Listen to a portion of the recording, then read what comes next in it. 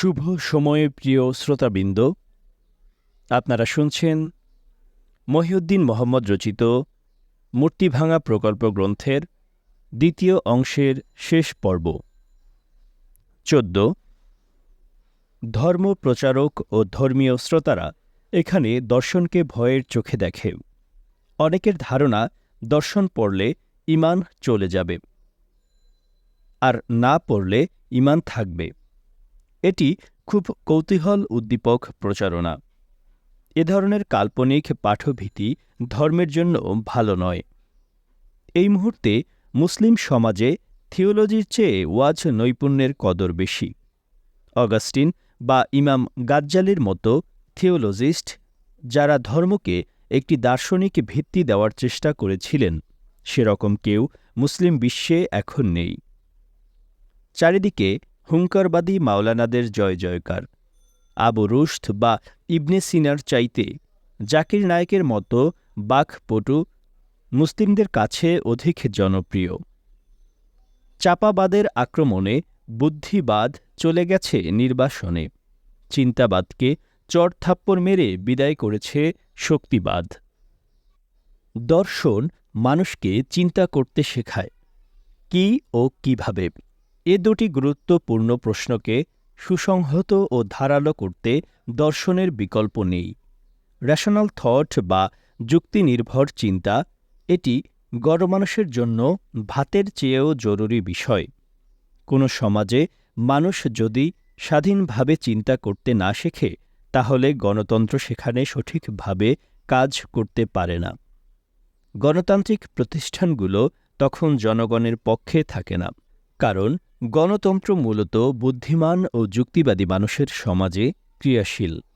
বেকুব, গোয়ার ও কুসংস্কার আচ্ছন্ন মানুষের জন্য গণতন্ত্র উপযুক্ত শাসন ব্যবস্থা নয়। এ কারণে মাতৃভাষায় দর্শনের কিছু মৌলিক ও পাঠ স্কুলের সিলেবাসে রাখা দরকার। রাষ্ট্রের ব্যবস্থাপকগণ এটি চাইবে না, কারণ তারা জানে স্কুলের সিলেবাসে দর্শন থাকলে কি কি বিপদ ঘটতে পারে। কিন্তু জনগণকে তা চাইতে হবে, অন্যথায় রাষ্ট্রের মালিকদের চেয়ে রাষ্ট্রের কর্মচারীরা সবসময়ই ক্ষমতা চর্চায় এগিয়ে থাকবে। ১৫। একের সাথে এক যোগ করলে কিভাবে ২ হয়, বা ৩-এর সাথে ৩ যোগ করলে কিভাবে ৬ হয়, তা কিছু কৌতূহলী পাঠক জানতে চাইতে পারেন। এজন্য গাণিতিক দর্শনের এই কৌতূহল উদ্দীপক বিষয়টি এখানে সহজ ভাষায় উল্লেখ করেছি। ধরা যাক, আমাদেরকে প্রমাণ করতে হবে ৩ + ৩ = ৬। এখানে মোট ৪ প্রকার গাণিতিক চিহ্ন আছে। চিহ্নগুলো হল ৩, প্লাস, ইকুয়াল ও ৬। যেখানে ৩ ও ৬ হল প্রাকৃতিক সংখ্যা বা ন্যাচারাল নাম্বার। প্রাকৃতিক সংখ্যা কাকে বলে?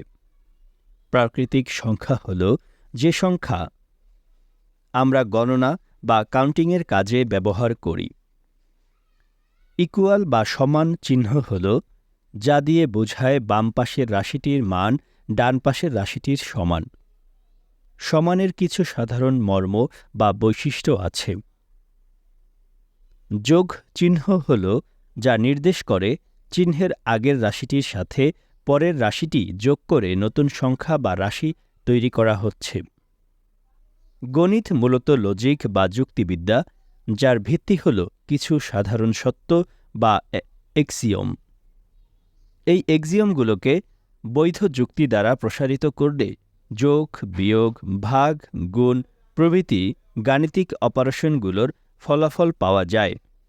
আমরা এখানে জোসেফ পিয়ানোর এক্সিওমগুলো দ্বারা ৩ + ৩ = ৬ প্রমাণের চেষ্টা করব। এ কাজের জন্য প্রয়োজনীয় পিয়ানোর এক্সিওম বা সাধারণ সত্যগুলো হল: ১. শূন্য, অর্থাৎ শূন্য একটি প্রাকৃতিক সংখ্যা বা ন্যাচারাল নাম্বার। ২. যে কোনো প্রাকৃতিক সংখ্যা x এর জন্য x = x সত্য, অর্থাৎ সমান বিষয়টি রিফ্লেক্সিভ। প্রতিটি সংখ্যা বা রাশি তাদের নিজেদের সমান, যেমন 1 সমান 1, 15 সমান 15, y সমান y ইত্যাদি। 3 x ও y যদি দুটি প্রাকৃতিক সংখ্যা হয় এবং x যদি y এর সমান হয় তাহলে x ও x এর সমান হবে, y ও y এর সমান হবে। অর্থাৎ x ইকুয়াল y হলে y ইকুয়াল x হবে। সুতরাং দেখা যাচ্ছে সমান বিষয়টি এখানে সিমেট্রিক। কোনো প্রাকৃতিক সংখ্যা বা রাশিকে সমান চিহ্নের ডান ও বাম যেদিকেই নেই না কেন এতে মানের কোনো গণ্ডগোল বা পরিবর্তন দেখা দেয় না। 4 ধরা যাক x, y ও z তিনটি প্রাকৃতিক সংখ্যা। যদি x সমান y এবং y সমান z হয় তাহলে অবশ্যই x সমান z হবে। অর্থাৎ ক যদি খ এর সমান হয় এবং খ যদি গ এর সমান হয় তাহলে অবশ্যই ক ও গ এর সমান হবে। ফলে দেখা যাচ্ছে সমান বিষয়টি এখানে ট্রানজিটিভ। 20টি সমান সংখ্যা বা রাশি দ্বারা প্রত্যেকেই একে অপরের সমান। 5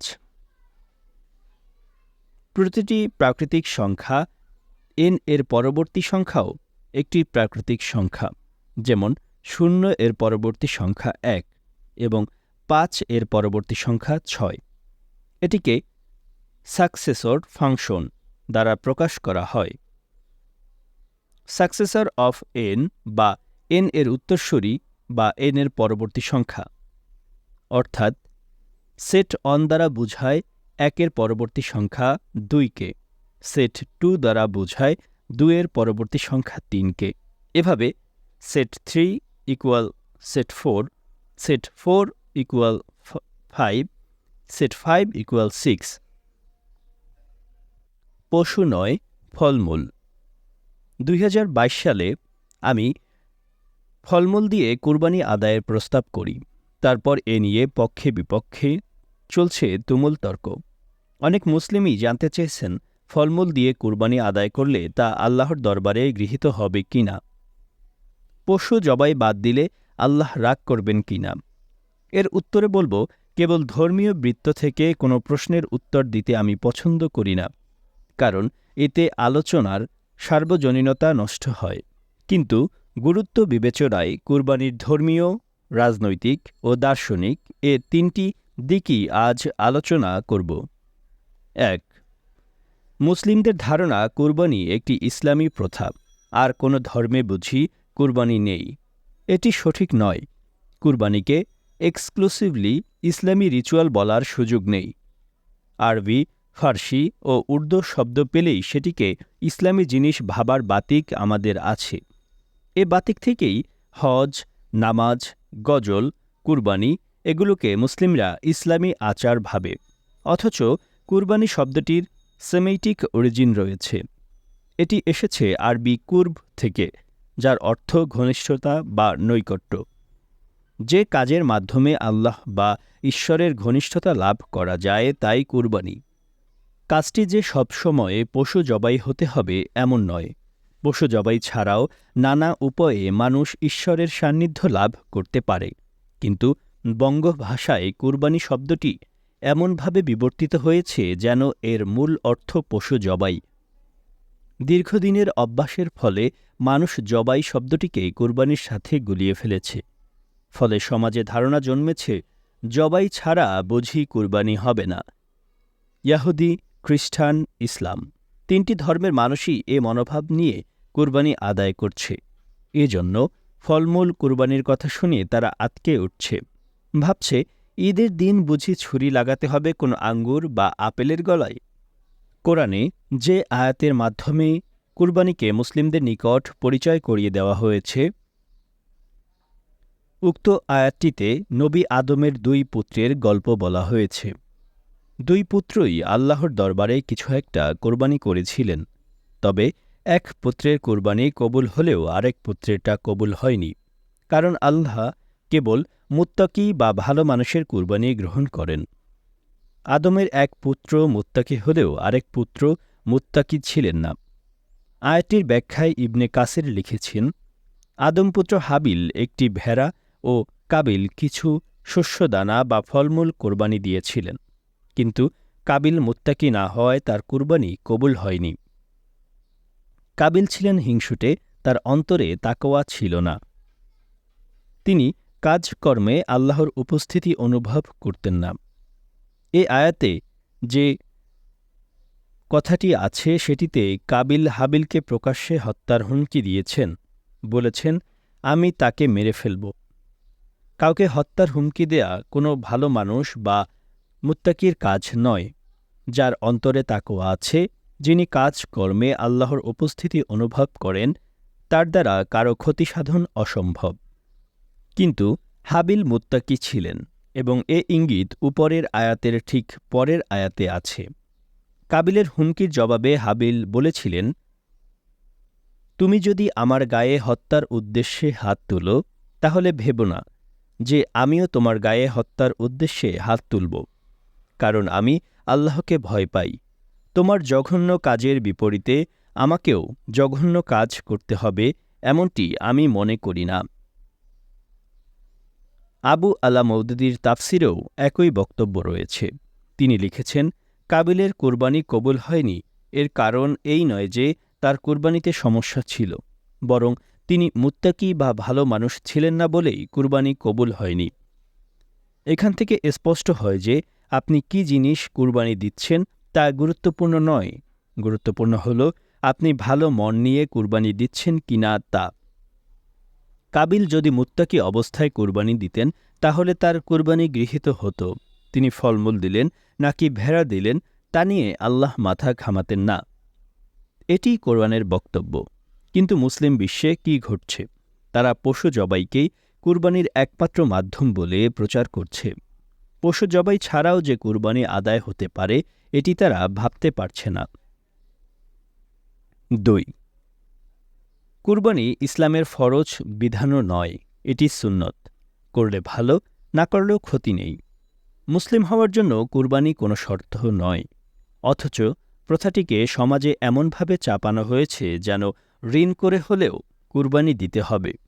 যিনি টাকার অভাবে স্বাস্থ্যসম্মত টয়লেট বানাতে পারছেন না, অর্থাভাবে সন্তানকে বিশ্ববিদ্যালয়ে পাঠাতে যিনি হিমশিম খাচ্ছেন, তিনিও লোকলজ্জায় কুরবানি দিচ্ছেন, সমাজে মুখ দেখানোর প্রতিযোগিতায় অংশ নিচ্ছেন। জাকাত ফরজ বিধান হলেও জাকাতের চেয়ে কুরবানিতে মুসলিমদের আগ্রহ বেশি। আমি এতে আপত্তি করছি না, উৎসব আমার ভালোই লাগে, কিন্তু কোনো উৎসব কেবল পশু জবাইয়ের মাধ্যমেই পালন করা যাবে এমন মনোভাব আপত্তিকর। আমি চাই মুসলিমরা পশু কুরবানির পাশাপাশি ফলমূল, শস্যদানা, দুধ, বস্ত্র, ওষুধ, বই এসবও কুরবানি দিক। আর আমি তো পশু কুরবানিতে নিষেধাজ্ঞা দিচ্ছি না, কারণ আর্টিফিশিয়াল মিট বা ল্যাব গ্রোন মাংস এখানে এখনও সহজলভ্য হয়নি।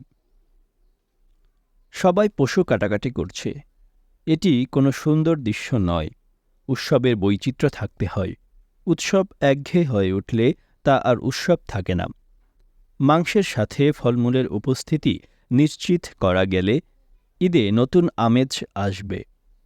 গরিবদের মাঝে মাংস বিতরণ, এমন দোহাই দিয়ে যারা পশু কুরবানিতে অটল থাকতে চান তাদেরকে বলব, গরিব মানুষ মাংস খেতে পায় না এ কথা যেমন সত্য, তেমনি গরিব মানুষ ফলমূল খেতে পায় না সে কথাও সত্য। শুধু মাংস খাওয়া স্বাস্থ্যসম্মত কাজ নয়। বাংলাদেশে এত কোষ্ঠকাঠিন্যের রোগী কেন? কারণ এরা প্রোটিন খেলে শুধু প্রোটিন খায়, শর্করা খেলে কেবল শর্করাই খায়, আর কোনো খাবার খেতে চায় না।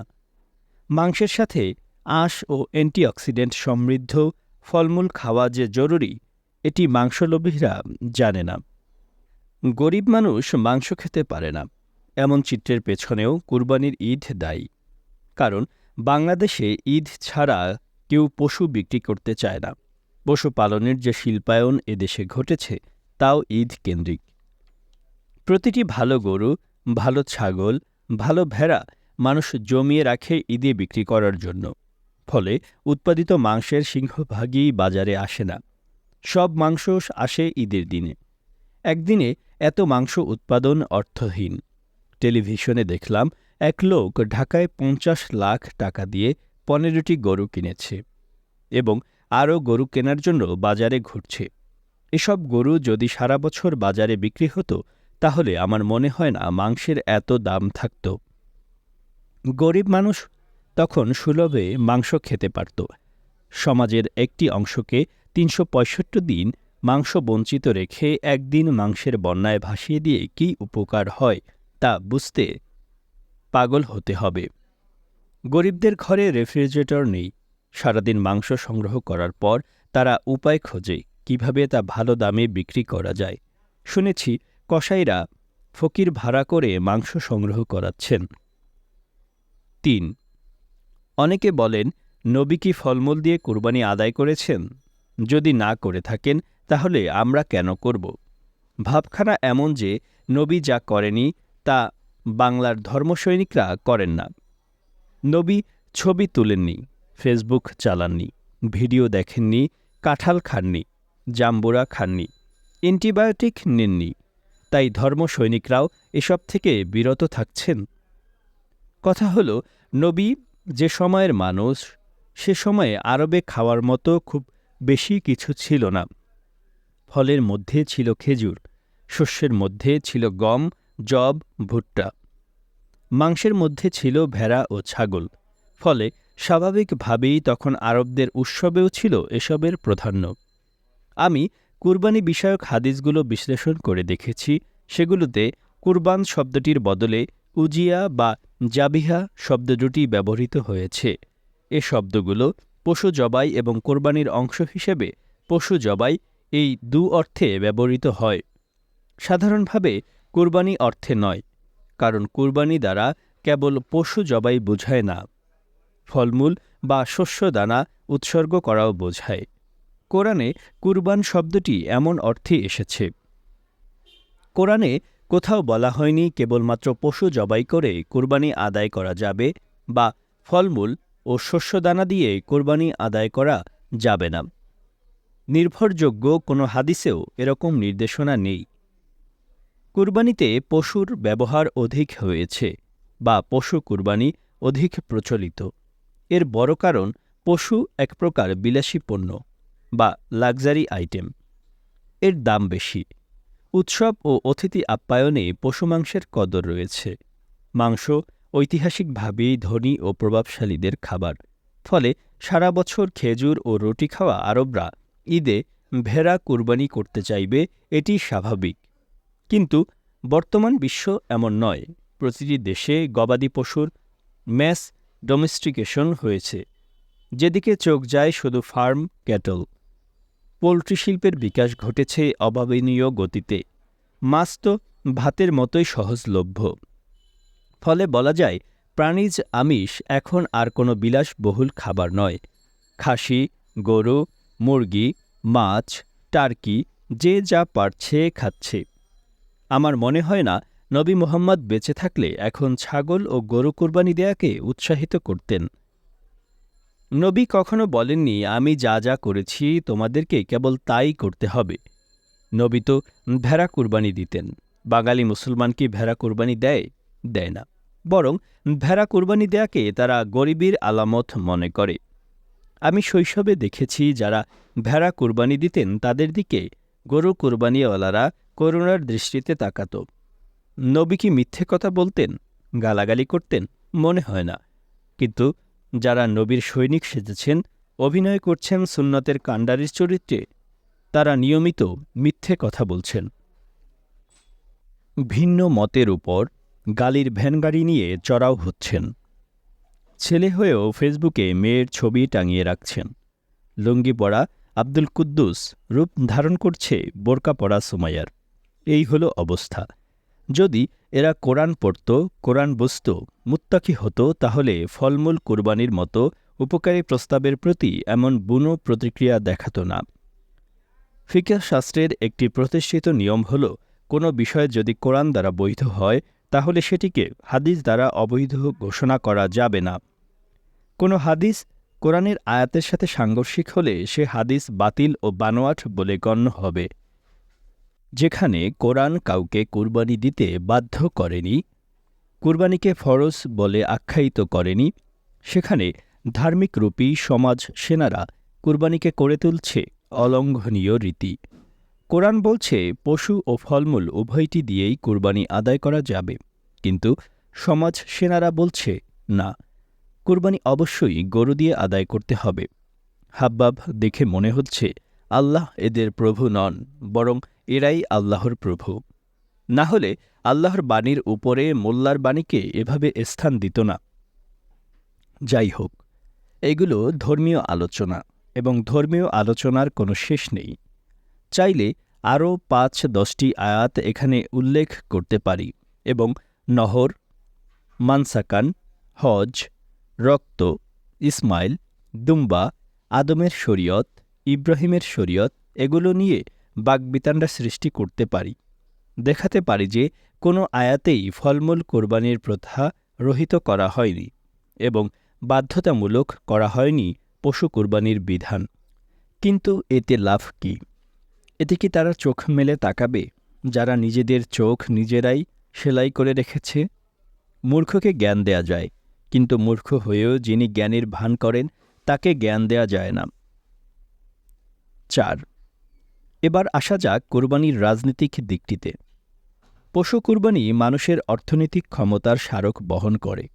গণতন্ত্র যেখানে দুর্বল, সেখানে অর্থনৈতিক ক্ষমতাই রাজনৈতিক ক্ষমতার মূল চালিকা শক্তি। বাংলাদেশে যে আবহাওয়া বিরাজ করছে, তাতে মনে হয় না কুরবানি একটি ধর্মীয় প্রথা, বরং কুরবানির মাধ্যমে কিভাবে অর্থনীতিকে ক্ষমতার প্রচার চালানো যায় সেটি কুরবানিওয়ালাদের মূল লক্ষ্য। ফলে তৈরি হচ্ছে প্রতিযোগিতা। সামাজিক প্রতিযোগিতার একটি ধর্ম হল এটি শ্রেণী ও সংক্রামক। কোনো নির্দিষ্ট অর্থনৈতিক শ্রেণীতে এ প্রতিযোগিতা সীমাবদ্ধ থাকতে চায় না, কারণ ধনীর আচার একসময় হয়ে ওঠে গরিবেরও আচার। পশু কুরবানি ঐতিহাসিকভাবেই বিত্তবানদের আচার। যিনি পশু কুরবানি দেন তার অর্থনৈতিক ক্ষমতা, যিনি পশু কুরবানি দেন না তার অর্থনৈতিক ক্ষমতার চেয়ে বেশি। এমন মনস্তাত্ত্বিক প্রচারণা সমাজে আছে। যেহেতু ধনসম্পদের সাথে সামাজিক মর্যাদার সমানুপাতিক সম্পর্ক, তাই গরিব মানুষেরাও চায় ধনী হয়ে বা ধনী হওয়ার ভান করে সামাজিক মর্যাদা আদায় করতে। এ কারণে অনেক গরিব ধনীর চরিত্রে অভিনয়ের অংশ হিসেবে পশু কুরবানি দিচ্ছেন। মধ্যবিত্তরা তো যে কোনো মূল্যে বজায় রাখতে চাইছে সামাজিক মর্যাদা, কারণ কুরবানি না দিলে সমাজে রটে যাবে লোকটির টাকা পয়সা কম, তার দিন কাটছে অভাব অনটনে। মেয়েদেরকে শ্বশুরবাড়িতে জিজ্ঞেস করা হচ্ছে, তোমার বাবা কি কোরবানি দিয়েছে? এ ধরনের প্রশ্ন মেয়েদের জন্য বিব্রতকর। সব মেয়েই চায় বাবার মুখটি শ্বশুরবাড়িতে উজ্জ্বল থাকুক। বাবারাও এটি বোঝেন। এজন্য মেয়ের মুখের দিকে তাকিয়ে হলেও তিনি কুরবানি দেন। যিনি ভাগে বা শরিক হয়ে কুরবানি দিলে পারতেন, তিনি ধান বিক্রি করে ধার কর্জ করে কিনে আনেন আস্ত গরু। কারণ মানুষ টের পেয়েছে একা একটি গরু কুরবানি দেওয়ার যে সামাজিক মর্যাদা, তা ৭ জনের শরিকানা কুরবানির চেয়ে বেশি। ঈদের দিন যে প্রশ্নগুলো শোনা যায়, সেগুলো থেকেও এটি অনুমান করা যায়। গরু কত টাকা দিয়ে কিনেছেন? কয়টি গরু কুরবানি দিয়েছেন? কুরবানি একা দিয়েছেন নাকি ভাগে দিয়েছেন? এই হল কুরবানির বিসিএস প্রিলি। আমি বলছি না যে সবাই প্রশ্নগুলো ভিন্ন মতলবে করে, কিন্তু প্রশ্নকর্তাদের একটি বড় অংশই যে কুরবানিদাতার আর্থিক সক্ষমতা যাচাই করতে প্রশ্নটি ছড়ে, তা অস্বীকার করা যাবে না। আমার পাশের গ্রামে 2 পরিবারে খুব রেষারেষি ছিল।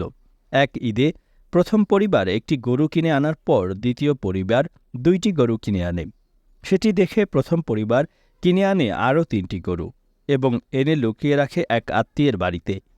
ঈদের দিন প্রথম পরিবারের কর্তা যখন 2টি গরু জবাই করে বীরদপ্পে হেঁটে বেড়াচ্ছিলেন, তখন খবর আসে যে দ্বিতীয় পরিবার জবাই করছে 4টি গরু। ব্যাস, সংবাদ শুনে প্রথম পরিবারের কর্তা ঘোষণা দেন, ঈদের 3 দিন পর্যন্ত কুরবানি আদায় করা যায়। আগামীকাল ইনশাল্লাহ আরও কয়েকটি গরু জবাই করব। এই হল আল্লাহর নৈকট্য লাভের বঙ্গদেশীয় প্রদর্শনী। অর্থাৎ কুরবানি এখানে দেখিয়ে দেওয়ার উপলক্ষে হিসাবে ব্যবহৃত হচ্ছে। অনেকে বলবেন, এতে ক্ষতি কি?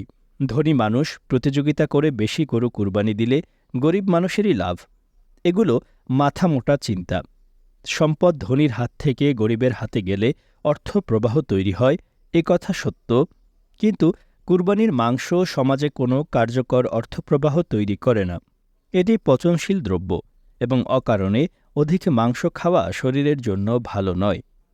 আমি লক্ষ্য করেছি, এদেশে মানুষ মাংসের জন্য হাহাকার করে রমজান মাসে, কিন্তু চড়া দামের কারণে ওই সময়ে তারা মাংস খেতে পারে না।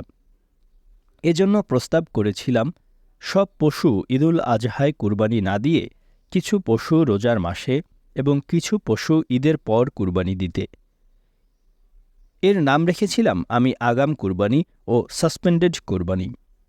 অর্থাৎ কোরবানির ঈদে একসঙ্গে এত গরু কুরবানি না দিয়ে কুরবানিকে আমি ৩৬৫ দিনে স্প্রেড করে দিতে বলেছি। এতে গরিব মানুষ সারা বছর মাংস খেতে পারবে, মাংসের দামও বাজারে কম থাকবে।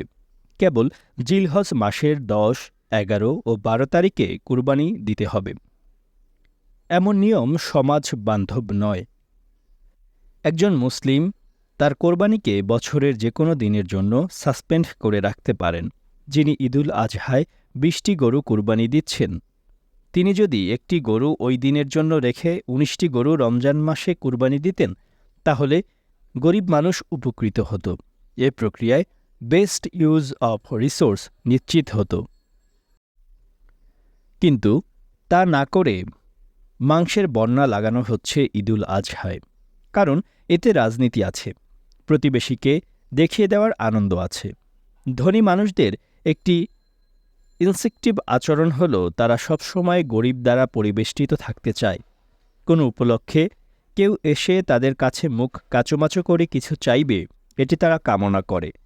এতে আল্ট্রুইজমের সুখ তো আছেই, ক্ষমতা চর্চার সুখও আছে। পুকুরে মাছের খাবার ছিটানোর সময় যে দৃশ্য তৈরি হয়, সেরকম দৃশ্য মানব সমাজে তৈরি করা গেলে তা খুব উপভোগ্য ব্যাপার হয়। ধনীরা নানা উপায়ে এ ধরনের ক্রীড়া কর্ম সৃষ্টি করেন এবং আয়েশ করে উপভোগ করেন। পশু কুরবানিও এক ধরনের ক্রীড়া, রিলিজিয়াস স্পোর্টস। এ স্পোর্টস ধনী কর্তৃক গরিবের উপর রাজনৈতিক প্রভাব বিস্তারে সাহায্য করে। রাজনৈতিক ক্ষমতার প্রধান খাদ্য, সিগনেচার অব ওয়েলথ। পশু কুরবানি মানুষের সম্পদের সামাজিক স্বাক্ষর বহন করে। ৫. কুরবানির রাজনীতির একটি বড় অংশ হল ইকোনমিক পলিটিক্স বা অর্থনৈতিক রাজনীতি। কুরবানিকে কেন্দ্র করে বিপুল পরিমাণ রেফ্রিজারেটর কেনাবেচা হয়। এই কেনাবেচা বাড়াতে বাজারে আসছে নতুন নতুন ফতোয়া। একটি ফতোয়া এরকম: কুরবানির মাংস ৩ ভাগ করা জরুরি নয়, চাইলে পুরো মাংসই ঘরে রেখে দেওয়া যাবে। একসময় ধনীরা কুরবানির পশু গরিব কৃষকদের কাছ থেকে কিনত, কিন্তু এ চিত্র বদলে গেছে। গরু লালন পালনের জন্য এখন আর কৃষকদের দেখা যায় না। এ ব্যবসায় ঢুকে পড়ছে পুঁজিপতিরা। মন্ত্রী এমপিরা হলফনামায় বলছেন, আমি গরুর ব্যবসা করি। দিকে দিকে মাথা তুলছে দৃষ্টিনন্দন গবাদি খামার। কৃষকায় গাভী ও বলদের স্থান দখল করছে পশ্চাৎপুষ্ট সার। এসব সার ঈদ ছাড়া আর কোনো মৌসুমে বিক্রি করা হচ্ছে না। সারগুলো গ্রাস ফেড নয়, ঘাসের চেয়ে দানাদার খাবারই বেশি খাওয়ানো হচ্ছে। চারণভূমির অভাবে এগুলোকে লালন পালন করা হচ্ছে বন্দি কয়েদির মতো। বলা যায়, ক্যাটল ফার্মিংয়ের একটি নীরব শিল্পায়ন এদেশে ঘটে গেছে। চিটাগুড় ও ভুসির মতো পশুখাদ্য এখন কৃষকদের ক্রয় ক্ষমতার বাইরে। বাণিজ্যিক খামারের চাপে হু হু করে বাড়ছে ক্যাটল ফিডের দাম।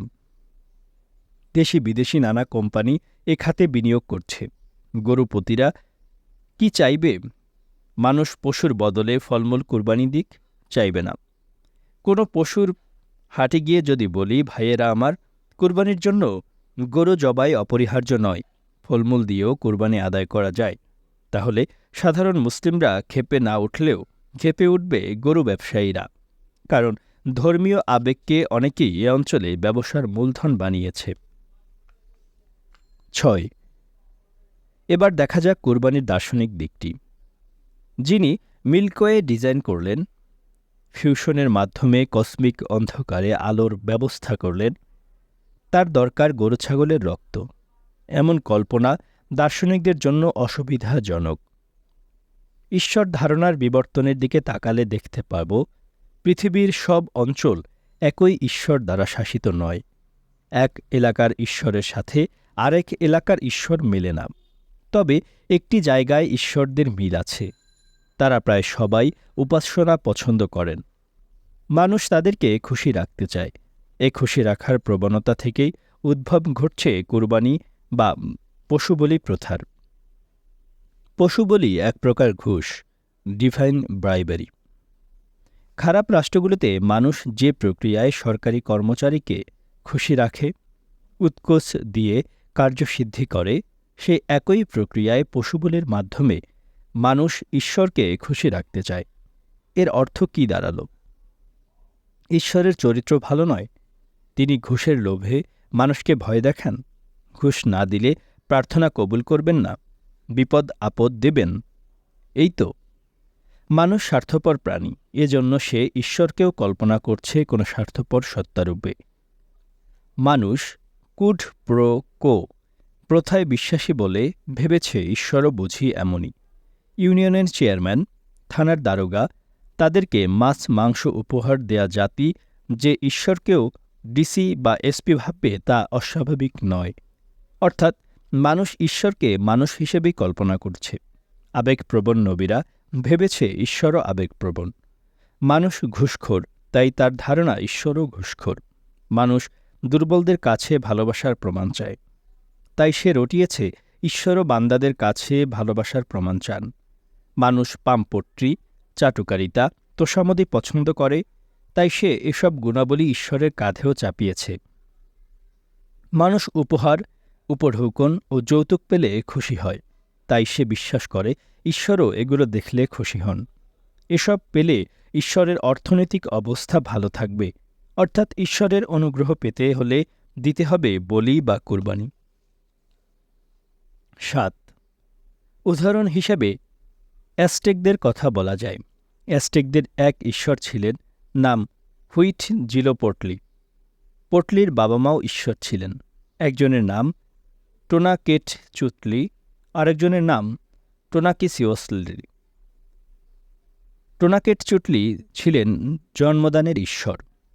টোনাকেটচুটলির ঘরে মানুষ যখন সূর্য ও যুদ্ধের ঈশ্বর হুইটজিলোপোটলিকে জন্ম দিল, তখন দেখা গেল হুইটজিলোপোটলি সারাক্ষণ অন্ধকারের সাথে যুদ্ধ করছেন।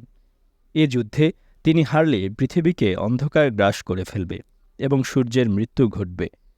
আর সূর্যের মৃত্যু ঘটলে মানুষেরও মৃত্যু ঘটবে। মানুষ তো মৃত্যু চায় না, মৃত্যু তার কাছে ভীতিকর। সে কল্পনা করল হুইটজিলোপোটলি যেন অন্ধকারের বিরুদ্ধে যুদ্ধ চালিয়ে যেতে পারে, এজন্য তার গায়ে শক্তি যোগান দিতে হবে। ঈশ্বরেরও গা আছে এবং এ গায়ে মানুষকে পৃথিবী থেকে শক্তি দিতে হবে, শক্তির যোগান। এ খুবই চমৎকার কল্পনা।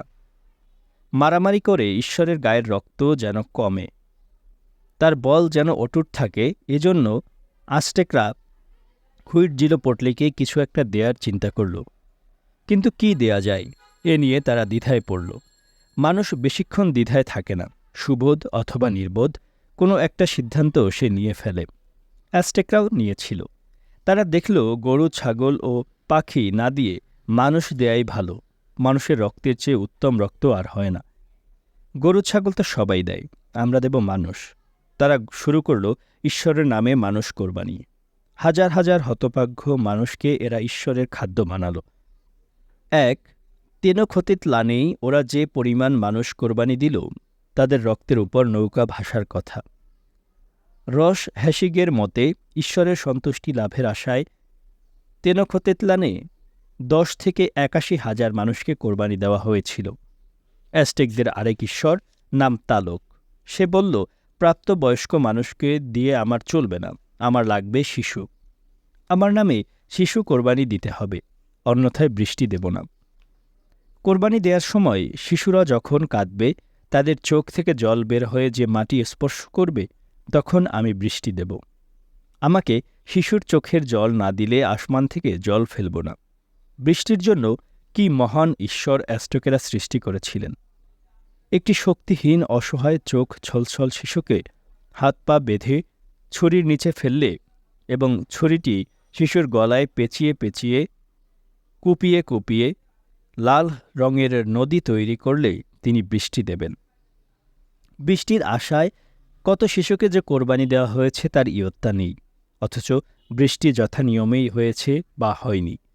মাঝখান দিয়ে কল্পিত ঈশ্বরকে খুশি করতে তৈরি করা হয়েছে রক্তনদী। জলের বৃষ্টি নামাতে যে রক্তবৃষ্টির প্রয়োজন নেই, এ বোধ ধর্মান্ধ অ্যাজটেকদের ছিল না। ৮. ধর্মান্ধতার জন্ম ভয় থেকে।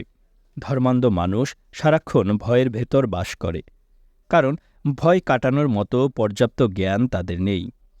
একটি অজানা আতঙ্ক, অজানা আশঙ্কা তাকে সর্বদা আড়ষ্ট করে রাখে। সে ভাবে, এই বুঝি আমার ঈশ্বর ক্ষেপে গেল, এই বুঝি ঈশ্বর রেগে গিয়ে আমার উপর গজব নাজিল করল। আতঙ্কিত মানুষ নিষ্ঠুর প্রকৃতির হয়, কারণ ভয় কাটাতে সে যে কোনো নৃশংস কাজ করতে প্রস্তুত থাকে। যে মানুষ যত বেশি নিষ্ঠুর, সে মানুষের কল্পিত ঈশ্বরও তত নিষ্ঠুর। মানুষ কতটা নিষ্ঠুর হলে ঈশ্বরের ভয়ে নিজের সন্তান কোরবানি দিতে পারে তা ভাবলে আঁতকে উঠতে হয়। এ প্রসঙ্গে হিব্রু বাইবেলের ৭ নম্বর বইয়ের কথা মনে পড়ছে। ওখানে দেখলাম আমি বুক অব জাজেসের কথা বলছি। জেপ্তা নামে ইসরায়েলের এক বিচারক ছিলেন, যিনি সেনাপতি হয়ে অ্যামনদের বিরুদ্ধে যুদ্ধ করেছিলেন। যুদ্ধে হারার ভয়ে ভদ্রলোক প্রতিজ্ঞা করেছিলেন, যদি যুদ্ধে জয়ী হতে পারি তাহলে বাড়ি ফিরে যে প্রাণীটিকে প্রথম সামনে পাব তাকে ঈশ্বরের দরবারে কোরবানি করব। জেপ্তা হয়তো ভেবেছিলেন কোনো ছাগল, ভেড়া বা শুয়োর পুকুর সামনে পড়বে, কিন্তু বাবার প্রতীক্ষায় যে মেয়ে পথ চেয়ে বসে থাকবে তা কে জানত।